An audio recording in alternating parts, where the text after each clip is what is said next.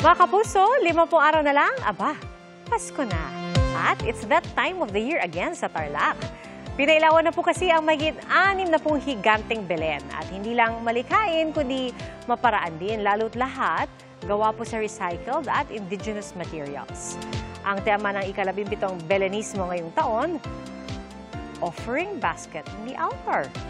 Tampok siyempre sina Jose, Maria at Jesus.